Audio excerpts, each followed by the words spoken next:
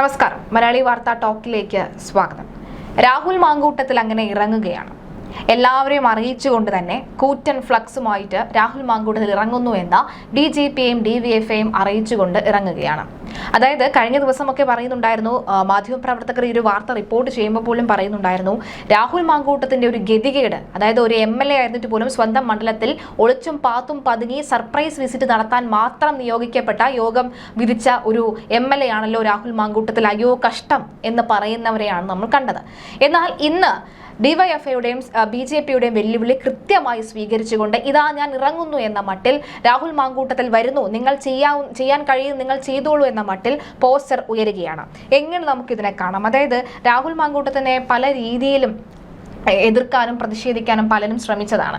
പ്രധാനമായും രാഹുലിന്റെ ഒരു ശരീരഭാഷയും ഒരു രീതിയും നോക്കിക്കഴിഞ്ഞാൽ ഈ ഷാഫിക്ക് മർദ്ദനമേറ്റ് ഷാഫി ആശുപത്രിയിൽ കിടക്കുന്നതിന് തൊട്ട് മുൻപ് വരെ രാഹുൽ മാങ്കൂട്ടത്തിൽ പലയിടങ്ങളിലും മാധ്യമങ്ങളെ കാണുമ്പോൾ പ്രതികരിക്കാതെ പോകുന്നു. അല്ലെങ്കിൽ അദ്ദേഹത്തിന്റെ ഒരു ബോഡി ലാംഗ്വേജ് തന്നെ ഒരു മിതത്വം, മയത്വം, അത് ഒരു മടുത്ത മട്ടൊക്കെ നമുക്ക് കാണുമ്പോൾ മനസ്സിലായിക്കൊണ്ടത്. എന്നാൽ ഷാഫിയെ കണ്ട് മടങ്ങി വന്ന രാഹുൽ നേരെ പോയത് പാലക്കാട്ടെ ഈ പറയുന്ന തൊഴിലുറപ്പ് പദ്ധതിയുടെ വാർഷികം ആഘോഷിക്കാനും അവിടുത്തെ വിദ്യാർത്ഥികളുടെ വാർഷികം ആഘോഷിക്കാനും ഒക്കെയായിരുന്നു. അതിനുശേഷം രാഹുൽ എത്തിയത് പോളിയോ വാക്സിനേഷൻ നൽകാൻ വേണ്ടിയിട്ടാണ്. രാഹുൽ അത് ഉദ്ഘാടനം ചെയ്യാൻ വേണ്ടിയിട്ടാണ് രാഹുൽ എത്തിയത്. ഇവിടെ രണ്ടിടത്തും നേരത്തെ മുൻകൂട്ടി പറഞ്ഞിരുന്നില്ല എന്ന രീതിയിലുള്ള ഒരു ആക്ഷേപം ഉണ്ടായിരുന്നു. നേരത്തെ ഞാൻ ഉപയോഗിച്ച പോലെ തന്നെ ഗതികേട്, രാഹുലിന്റെ ഗതികേട്, അയ്യോ കഷ്ടം എന്നുള്ള കളിയാക്കലുകൾ ഉണ്ടായിരുന്നു. ഇപ്പോഴിതാ വീണ്ടും ഈ ഷാഫി ആശുപത്രിയിൽ കണ്ടുവന്നതിന് ശേഷം രാഹുലിന്റെ ഒരു ശരീരഭാഷ, രാഹുൽ മാധ്യമങ്ങളോട് സംസാരിക്കുന്ന രീതിയൊക്കെ തന്നെ പഴയ രാഹുലിന്റെ ഒരു റീ എൻട്രി ആയിട്ട് നമുക്ക് തോന്നുന്നുണ്ട്. രാഹുൽ വീണ്ടും റീ എൻട്രി നടത്തി എല്ലാവരെയും അറിയിച്ച് ആ വിളംബരം നടത്തിക്കൊണ്ട് വരുമ്പോൾ ഇനി DYFഐക്ക് പ്രതിഷേധിക്കാതിരിക്കാനും പറ്റുകയില്ല. എന്തായിരിക്കാം ഇനി സംഭവിക്കുക? DYFഐ പ്രതിഷേധിക്കുന്നില്ല. അഥവാ എന്തെങ്കിലും 4-5 പേരെ ചെന്ന് എന്തെങ്കിലും ഒന്ന് ഇത് ചെയ്യുന്ന അല്ലാതെ പ്രതിഷേധിക്കത്തില്ല. കാരണം അതിനപ്പുറത്ത് മകന്റെ കേസുമായിട്ട് ബന്ധപ്പെട്ട പിണറായി ഇങ്ങനെ നിൽക്കുക, ശബരിമല വിഷയം ഇങ്ങനെ നിൽക്കുന്ന, ഷാഫിക്കിട്ട് കൊട്ടിയതുമായിട്ട് നിൽക്കുന്ന, ഇനി DYFഐ ഇറങ്ങിയ ഒരു പക്ഷെ അറിയാതെ നേതാക്കന്മാരെ അറിയാണ്ട് ഇറങ്ങിയാൽ പോലും അവർ പോലീസ് ഏറ്റെടുത്തോളും. അപ്പോൾ അത് പ്രതിഷേധിക്കാനൊന്നും നിൽക്കത്തില്ല. പിന്നെ BJP എങ്ങാനും കുറച്ച് പേര് പ്രതിഷേധിക്കുന്നെങ്കിലേ ഉള്ളൂ. ഈ പറഞ്ഞതുപോലെ ശ്രീജ, ഈ രാഹുൽ മാങ്കൂട്ടത്തിൻ്റെ കാര്യം പറഞ്ഞപ്പോൾ എന്തുകൊണ്ടാണ് രാഹുൽ സൈലൻ്റ് ആയിട്ടിരുന്നത് ഒന്ന് ആലോചിക്കുക. ലൈംഗിക ആരോപണ വിധേയമായിട്ടുള്ള പല കാര്യങ്ങളും സംസാരിക്കുമ്പോൾ അദ്ദേഹത്തിന് പ്രത്യേകിച്ചൊന്നും പറയാനില്ല. അദ്ദേഹത്തിൻ്റെ സ്വകാര്യതയിലുള്ള ചില ചാറ്റിങ്ങും എല്ലാം കൂടെ എടുത്തിട്ട് ആൾക്കാർ ഈ പറയുന്നോണം വലിയ ഒരു പെണ്ണുപിടിയൻ എന്നുള്ള രീതിയിലേക്ക് പോകുമ്പോൾ സ്വാഭാവികമായിട്ടും മറ്റുള്ള മന്ത്രിമാർ, നിലവിലുള്ള മന്ത്രിമാരൊക്കെ എങ്ങനെയാണോ, നടന്മാരും നടിമാരും ഒക്കെ എങ്ങനെയാണോ ഇരുന്നത്, അതുപോലെ തന്നെ രാഹുലും അതിന് ഈ പറഞ്ഞോണം മാധ്യമങ്ങളുടെ ഈ മൈക്കും ചൂണ്ടിയുള്ള കാര്യങ്ങൾക്ക് അദ്ദേഹത്തിന് സംസാരിക്കേണ്ട കാര്യമില്ല. അദ്ദേഹം MLA മാത്രമാണ്, ഒരു കോൺഗ്രസ് പ്രതിനിധിയാണ്. അദ്ദേഹത്തിൻ്റെ വ്യക്തി ജീവിതത്തിനേക്കാൾ അപ്പുറം അദ്ദേഹത്തിൻ്റെ രാഷ്ട്രീയ ജീവിതത്തിലെ അല്ലെങ്കിൽ അദ്ദേഹത്തിന് ചെയ്യേണ്ടുന്നതായിട്ടുള്ള MLA എന്നുള്ള രീതിയിൽ ഒരുപക്ഷെ മാധ്യമങ്ങൾ മറ്റേതെങ്കിലും ഈ ഉദ്ഘാടനവുമായിട്ട് ബന്ധപ്പെട്ടൊക്കെ സംസാരിക്കാൻ മതിയായിരുന്നെങ്കിൽ അദ്ദേഹം സംസാരിച്ചിരുന്നേനെ. പിന്നെ അദ്ദേഹത്തിൻ്റെ വ്യക്തി ജീവിതത്തിലുണ്ടായ കാര്യത്തിൽ അദ്ദേഹം പ്രതികരിക്കേണ്ടുന്ന സമയത്ത് മിതത്വം, അതാണ് ശ്രീജ പറഞ്ഞ മിതത്വം പാലിച്ചുകൊണ്ട് തന്നെ അദ്ദേഹം പ്രതികരിച്ചിട്ടുണ്ട്. അതിനപ്പുറം ഈ പറഞ്ഞ മാധ്യമങ്ങൾ പോലും ശ്രദ്ധിക്കേണ്ട കാര്യമുണ്ട്. ഒരുപക്ഷെ രാഹുലിനെ കണ്ടുപഠിക്കണം, നമ്മൾ ഉൾപ്പെടെ. കാരണം മിതത്വമാണ് ഏറ്റവും അധികം വേണ്ടുന്നത്. കാരണം ഏതൊരു വിഷയം കിട്ടിയാലും അതിനെ വെറും ഒരു ഏപ്പടമാക്കി മാറ്റുന്ന ചില മാധ്യമങ്ങൾ അത് ശ്രദ്ധിക്കേണ്ടിയിരിക്കുന്നു. അത്തരത്തിൽ പോകാതെ ഒരു മിതത്വം പാലിച്ച് ഒരു രാഷ്ട്രീയക്കാരന് അല്ലെങ്കിൽ രാഷ്ട്രീയ നേതാവിന് ഉണ്ടായ സാഹചര്യം അല്ലെങ്കിൽ അദ്ദേഹത്തിന് ഉണ്ടായ വിഷയങ്ങൾ കൃത്യമായ അവലോകനം ചെയ്ത് ഒരു പക്ഷേ ചോദിച്ചിരുന്നെങ്കിൽ രാഹുൽ അതിന് കൃത്യമായ മറുപടി നൽകിയേനെ. രാഹുൽ റിനിയുടെ കാര്യത്തിലും അവന്തികയുടെ കാര്യത്തിലുമൊക്കെ കൃത്യമായിട്ടുള്ള മറുപടി കൊടുത്തിട്ടുണ്ട്. പിന്നീടുള്ള ഒരു ഓഡിയോ ക്ലിപ്പാണ്, അദ്ദേഹത്തിൻ്റെ സ്വകാര്യതയിൽ ഊരും പേരും ഇല്ലാത്ത ഒരു ഓഡിയോ ക്ലിപ്പ് കൊണ്ടുവന്ന് എടുത്തിട്ട് അദ്ദേഹം എന്ത് മറുപടിയാണ് കൊടുക്കേണ്ടത് ഒന്നും പറയാനില്ല. പിന്നെ അദ്ദേഹത്തിൻ്റെ സ്വകാര്യ ജീവിതം അത്ര നല്ലതല്ല എന്നുള്ളത് നമുക്ക് കൃത്യമായി അതെല്ലാവർക്കും മനസ്സിലായ കാര്യം. പിന്നെ അതിനെ എടുത്തിട്ടിട്ട് ഈ പറഞ്ഞോണം അങ്ങനെയാണ് ഇങ്ങനെയാണ്, അദ്ദേഹം നാടിന് വേണ്ടി എന്ത് ചെയ്യുന്നു, അല്ലെങ്കിൽ നാടിൻ്റെ വല്ല കട്ടും മുടിപ്പിച്ചിട്ടുണ്ടോ അല്ലെങ്കിൽ സ്വർണം അടിച്ചു മാറ്റിയിട്ടുണ്ടോ എന്നുള്ളത് മാത്രം ശ്രദ്ധിച്ചാൽ മതി. അദ്ദേഹത്തിൻ്റെ സ്വകാര്യതയിൽ അദ്ദേഹം ഒരു പെൺകുട്ടിയെ പ്രണയിക്കുകയോ അല്ലെങ്കിൽ അവർ തമ്മിൽ എന്തെങ്കിലും രീതിയിലുള്ള ബന്ധമുള്ളയോ ഉണ്ടാവുകയോ കല്യാണം കഴിക്കുകയോ ഒക്കെ ചെയ്യുന്നത് ഒരു നേതാവിൻ്റെ തികച്ചും വ്യക്തിപരമായിട്ടുള്ള കാര്യമാണ്. ഒരു രാഷ്ട്രീയ നേതാവ് കല്യാണം കഴിക്കരുത്, സ്നേഹിക്കരുത്, പ്രണയിക്കരുത് എന്ന് പറയാനൊന്നും ആർക്കും പറ്റില്ല. അങ്ങനെയാണെങ്കിൽ നമ്മുടെ ഇപ്പോൾ ഭരണപക്ഷത്തിരിക്കുന്ന ഒരാൾക്ക് പോലും അതിന് അർഹതയില്ല എന്നുള്ളതാണ്. അപ്പോൾ അതൊന്നും നമുക്ക് പറയാൻ പറ്റത്തില്ല. റിയാസിൻ്റെ കാര്യമൊക്കെ പറഞ്ഞു കഴിഞ്ഞാൽ നമ്മൾ ഒട്ടും അറിയാത്ത കുറേ കാര്യങ്ങളുണ്ട്. അപ്പം ഇത്തരത്തിൽ ആർക്കും മേലെയും ചൂണ്ടാൻ നമുക്ക് പറ്റത്തില്ല. പിന്നെ ഈ പറഞ്ഞോണം ചില രാഷ്ട്രീയ നേതാക്കൾ പാലിക്കേണ്ടുന്ന ചില കാര്യങ്ങളുണ്ട്. അത് രാഹുൽ ഇച്ചിരി കടന്നു കയറിയോ എന്നൊരു സംശയം ചിലയിടങ്ങളിൽ ചിലയിടത്തായിട്ട് ഉയരുന്നുണ്ട്. പക്ഷെ അവിടെയും ഈ പറഞ്ഞോണം അദ്ദേഹത്തിൻ്റെ തികച്ചും വ്യക്തിപരമായിട്ടുള്ള ജീവിതം നമുക്കൊന്നും കടന്നു കയറേണ്ട കാര്യമില്ല. അവിടെ പരാതിക്കാരി എന്ന് പറഞ്ഞ ആരെങ്കിലും വരുവാണെങ്കിൽ മാത്രമേ. ഇപ്പം റിനി പരാതിക്കാരിയായിട്ട് വന്നു. എന്തുകൊണ്ടാണ് അത് 8 നിലയിൽ പൂട്ടിയത്? പരാതി എടുക്കാൻ പോലും പോലീസിന് പറ്റുന്നില്ല, അതിന് തക്ക തെളിവുകളില്ല. ഹണി വന്നു, എന്തുകൊണ്ടാണ് എടുക്കാൻ പറ്റാത്തത്? ഒരു ലോക്കൽ പെറ്റീഷൻ പോലും ഇല്ലാത്ത തരത്തിൽ വളരെ നിർജീവമായിട്ടുള്ള പരാതികളാണ്. അപ്പോൾ അതൊന്നും ചെയ്യാൻ പറ്റത്തില്ല. പിന്നെ സ്ട്രോങ് ആയിട്ടുള്ള പരാതിക്കാർ വരട്ടെ, ഇപ്പോൾ ഓഡിയോ ക്ലിപ്പിലെ ആ വ്യക്തി തന്നെ വരട്ടെ, അവരുടെ ജീവിതത്തിൽ രാഹുൽ മാങ്കൂട്ടത്തിൽ വഞ്ചിച്ചു എന്ന് തന്നെ വന്നാൽ അതൊരു ചീറ്റിംഗ് കേസായിട്ട് വരും. പക്ഷെ അവിടെ പീഡനമൊന്നും പീഡിപ്പിക്കുകയൊന്നും ചെയ്തിട്ടില്ല. രണ്ടുപേരുടെ ഇഷ്ടപ്രകാരം നടക്കുന്ന സംഗതി എങ്ങനെയാണ് പീഡനം? ഇന്ന് ഞാൻ ഒരു ഫേസ്ബുക്ക് പോസ്റ്റ് ഒരാളുടെ കണ്ടു, രാഹുൽ മാങ്കൂട്ടം വെറും വൃത്തികെട്ടവൻ, ഇവനെ പോലെ ഇവൻ 3 മാധ്യമ പ്രവർത്തകർ. സത്യം നമ്മളൊക്കെ നമുക്കൊക്കെ എതിരെയും കൂടാണ് ഈ സൈബർ ആക്രമണങ്ങൾ ഉണ്ടാകുന്നത്. ഒന്നാമത് നമ്മൾ ഒരു രാഹുൽ മാങ്കൂട്ടത്തിൽ ഒരു തെറ്റുകാരനാണ് എന്ന് തെളിവില്ലാത്തതിനാൽ തന്നെ നമ്മൾ അത് കൂടുതൽ രാഹുലിനെ സപ്പോർട്ട് ചെയ്തത് കൊണ്ട് തന്നെ നമുക്ക് അതൊരു ചീത്തപ്പേരും കൂടാണ്. നമുക്കൊരു സംശയം തോന്നുന്നു. ഈ പറഞ്ഞത് അതിൽ പറഞ്ഞ 3 മാധ്യമ പ്രവർത്തകരെ 2 പേരെ 2 തവണ അബോർഷന് വിധേയമാക്കിയ ഇവൻ പരനാറി എന്നൊക്കെ തരത്തിൽ ഒരാൾ പോസ്റ്റ് ഇട്ടേക്കുന്നു.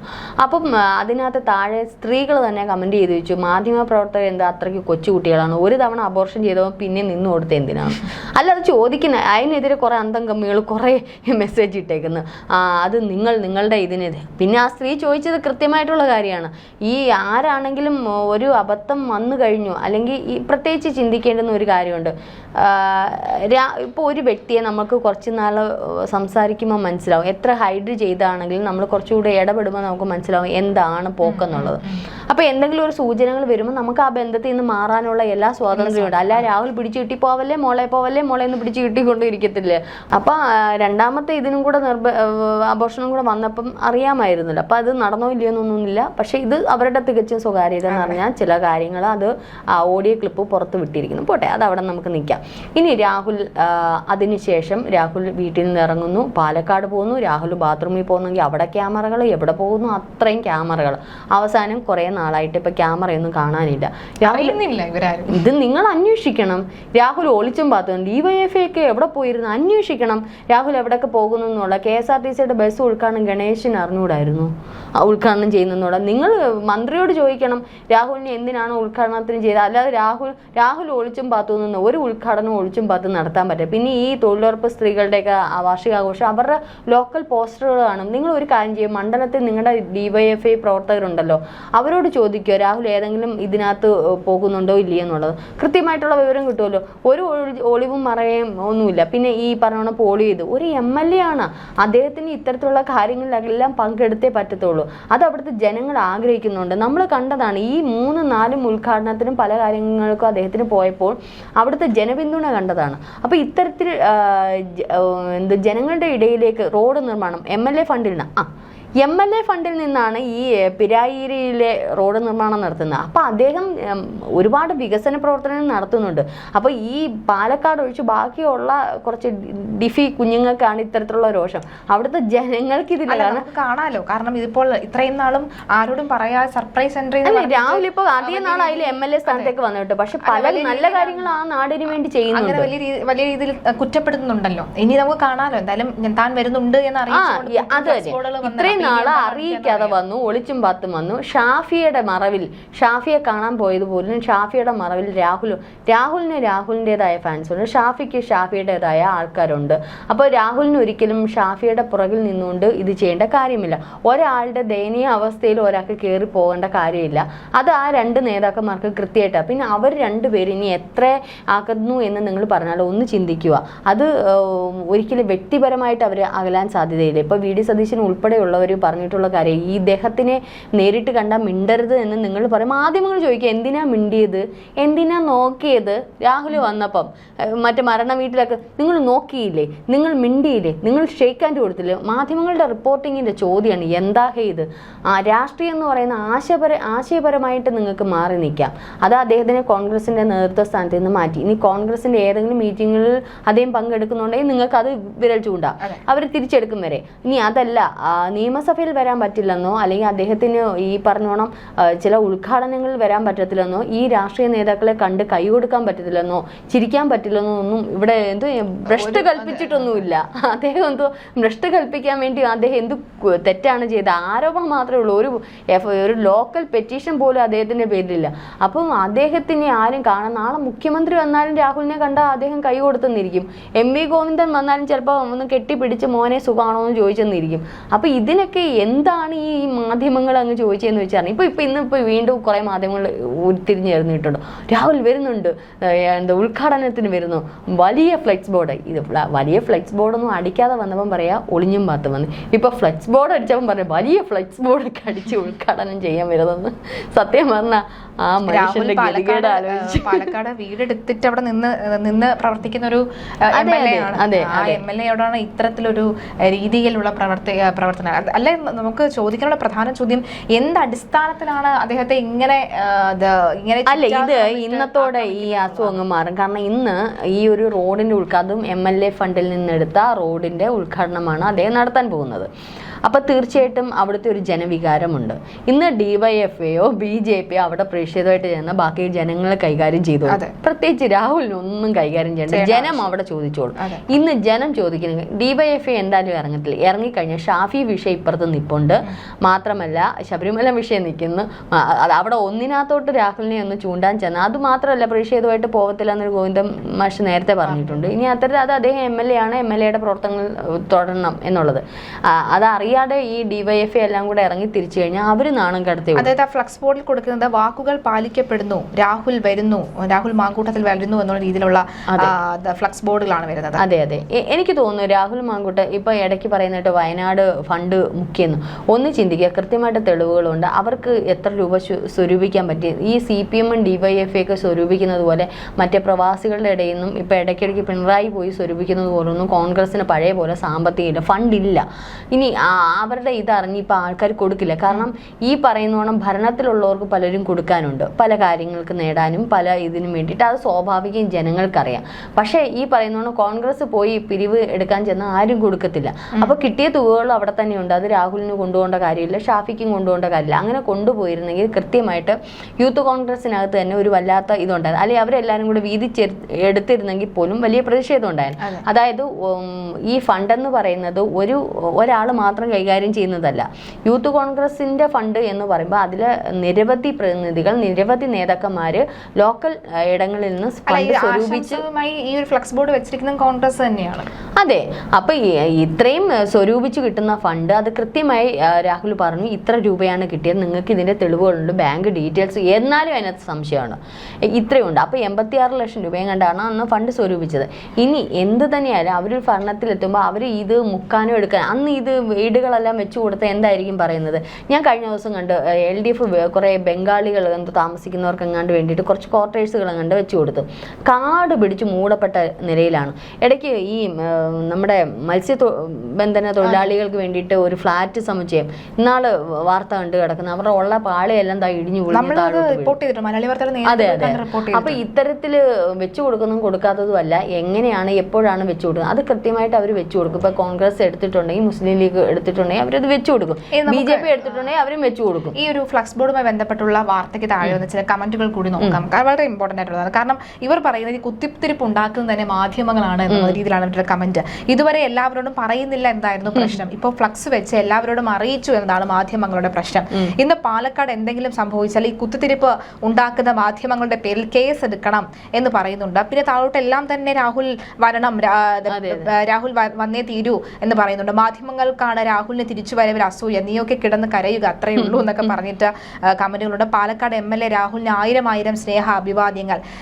പല, അതായത് ഈ പറയുന്ന ഒരു മാധ്യമപ്രവർത്തകർ റിപ്പോർട്ട് ചെയ്യുമ്പോൾ പറയുന്നത് പറയുന്നത് രാഹുലിനോട് എന്തെങ്കിലും പകയുണ്ടോ ഇത്ര ക്രൂരമായ റിപ്പോർട്ട് കൊടുക്കാൻ, രാഹുൽ എന്താ MLA അല്ലേ എന്ന് ചോദിച്ചുകൊണ്ട് നിരവധി ആളുകളാണ് പറയുന്നത്. അതെ, ഇപ്പൊ രാഹുൽ MLA എന്നുള്ളത് കുറച്ച് നാളെ അവിടെ ആയിട്ടുള്ളെങ്കിലും പാലക്കാടുകാർക്ക് ഒരു വല്ലാത്ത സ്നേഹം രാഹുലിനോടുണ്ട്. അത് കൃത്യമായിട്ട് രാഹുൽ ചെയ്യേണ്ടുന്ന കാര്യങ്ങൾ അവിടെ ചെയ്യുന്നുണ്ട്. അല്ലാതെ ഈ കൊള്ളത്തരയും കള്ളയും സ്വർണ്ണമോഷണവും മോഷ്ടിച്ച് മൃഷ്ടാനം കഴിക്കുന്നില്ല. രാഹുൽ അവിടെ കൃത്യമായിട്ട് അവരുടെ പ്രവർത്തിക്കുന്നു. അത് മാത്രമല്ല, അതിന്റെ തെളിവാണ് ഇത്രയും സപ്പോർട്ടിങ് രാഹുലിന്. ഈ റോഡ് ഗുരുതരാവസ്ഥ അല്ലെങ്കിൽ വളരെ മോശമായി കിടന്നപ്പോൾ ഒരൊറ്റ മാധ്യമങ്ങൾ പോലും അത് MLAയുടെ ശ്രദ്ധയിൽപ്പെടുത്താനോ അല്ലെങ്കിൽ അത് സർക്കാരിന്റെ ശ്രദ്ധയിൽപ്പെടുത്താനോ വേണ്ടി ഒരു റിപ്പോർട്ട് പോലും ചെയ്തില്ല. അതേസമയം രാഹുൽ മാങ്കൂട്ടത്തിലൂടെ ഉദ്ഘാടനം ചെയ്യാൻ വരുന്നു എന്ന ഈ ഫ്ലക്സ് ബോർഡ് നേരത്തെ ആ കമന്റിൽ പറഞ്ഞിരിക്കുന്ന പോലെ തന്നെ കുത്തിത്തിരിപ്പ് ഉണ്ടാക്കാൻ വേണ്ടിയിട്ടുള്ള ഈ റിപ്പോർട്ടിംഗ് അതത്ര നല്ലതല്ല എന്നുമാണ് ജനങ്ങൾ പറയുന്നത്. നിങ്ങൾക്ക് മറ്റെന്തെങ്കിലും പകയുണ്ടെങ്കിൽ ഒരു പക്ഷേ സ്വാഭാവികമാണ്. അതായത് മാധ്യമ പ്രവർത്തകയ്ക്ക് നേരെയായിരുന്നല്ലോ ആരോപണം ഉന്നയിച്ചിട്ടുള്ള രീതിയിൽ വന്നത്. ചിലപ്പോൾ ഒരു പക്ഷേ സുഹൃത്തോ അല്ലെങ്കിൽ എന്തെങ്കിലും ആയിരിക്കാം മാധ്യമ പ്രവർത്തക. എന്നാലും ആ ഒരു പകയാണ് ഇവിടെ ഈ കാണുന്ന രീതിയിലുള്ള കമന്റുകളുമുണ്ട്. നമ്മളൊരു വാർത്ത റിപ്പോർട്ട് ചെയ്യുമ്പോൾ അങ്ങനെ ഒരു പേഴ്സണൽ ഗ്രഡ്ജ് വെച്ച് റിപ്പോർട്ട് ചെയ്യാൻ പാടില്ല എന്നും പറയാറുണ്ട് സാധാരണഗതിയിൽ. അത് മനസ്സിലാകുന്നു, അത് പ്രേക്ഷകർക്ക് അത് മനസ്സിലാകുന്നു എന്നിടത്താണ് കാര്യങ്ങൾ കുഴഞ്ഞു മറിയുന്നത് എന്നുള്ളതാണ്. എന്തായാലും രാഹുൽ മാങ്കൂട്ടത്തിൽ വരട്ടെ, പ്രതിഷേധിക്കുന്നവർ പ്രതിഷേധിക്കട്ടെ. പ്രതിഷേധിക്കാനുള്ള എല്ലാ തരത്തിലുമുള്ള അവകാശവും പ്രതിഷേധക്കാർക്കുണ്ട്. MLA അങ്ങനെ ഓരോ ഘട്ടപ്രവർത്തനങ്ങളും തുടരട്ടെ. കാരണം അവിടുത്തെ സാധാരണക്കാരായ ജനങ്ങൾക്ക് അവിടുത്തെ MLAയുടെ ആവശ്യമുണ്ട്. പല MLAമാരും തിരികെ നോക്കാത്ത സ്ഥലം നമ്മുടെ കേരളത്തിൽ പലയിടത്തുമുണ്ട്. രാഹുൽ അവിടെ തിരികെ നോക്കട്ടെ, രാഹുൽ അവിടെ പ്രവർത്തിക്കട്ടെ. രാഹുലിന്റെ പ്രവർത്തനം ഈ പറയുന്ന ആ റോഡ് ഉപയോഗിക്കുന്ന സാധാരണക്കാർക്ക് രാഹുൽ മാങ്കൂട്ടത്തിനോട് ഒരു ദേഷ്യം ഉണ്ടായിരുന്നുവെങ്കിൽ ഈ ഒരു പ്രശ്നവുമായി ബന്ധപ്പെട്ട് ഒരു വിവാദവുമായി ബന്ധപ്പെട്ട് ഒരു തരത്തിലുള്ള ഒരു വെറുപ്പ് ഉണ്ടായിരുന്നുവെങ്കിൽ ആ റോഡ് വന്നതോടുകൂടി ആ റോഡിൽ കൂടി യാത്ര ചെയ്യുമ്പോൾ അവരുടെ ബുദ്ധിമുട്ടങ്ങ് മാറും, അല്ലെങ്കിൽ ആ ഒരു ഇഷ്ടക്കേടങ്ങ് മാറും. കാരണം ആ ബുദ്ധിമുട്ട് അത്രയും കൗൺസിലർ ഉൾപ്പെടെയാണ് കൗൺസിലറുടെ ഫോട്ടോ വെച്ചിട്ടുണ്ട്, ആശംസകൾ അറിയിച്ചിരിക്കുന്നത്. അപ്പൊ കൗൺസിലറിന് അറിയാം ജനങ്ങളുടെ വികാരം എന്താണെന്നുള്ളത്. അപ്പൊ അത് മനസ്സിലാക്കുക. അവിടെ ജനവികാരം എന്താണെന്ന്, പാലക്കാട് എന്തൊക്കെ പ്രവർത്തിക്കുന്നു എന്നുള്ളത് മാത്രം നിങ്ങൾ നോക്കുക. MLAയുടെ വഴിക്ക് വിടുക. എന്തെങ്കിലും പരാതിക്കാരി ഉണ്ടോ അപ്പോൾ നേരിടുക, അപ്പോൾ നോക്കാം. അപ്പോൾ ഈ പറയുന്ന ജനങ്ങൾ എന്താന്ന് വെച്ചാൽ തീരുമാനം എടുത്തു. അതെ, തീർച്ചയായിട്ടും നമുക്ക് എന്തായാലും രാഹുൽ വരട്ടെ, പ്രതിഷേധിക്കുന്നവർ പ്രതിഷേധിക്കട്ടെ. കൂടുതൽ അപ്ഡേഷൻ ഉണ്ടെങ്കിൽ നമുക്ക് അടുത്ത തവണ കാണാം. നമസ്കാരം.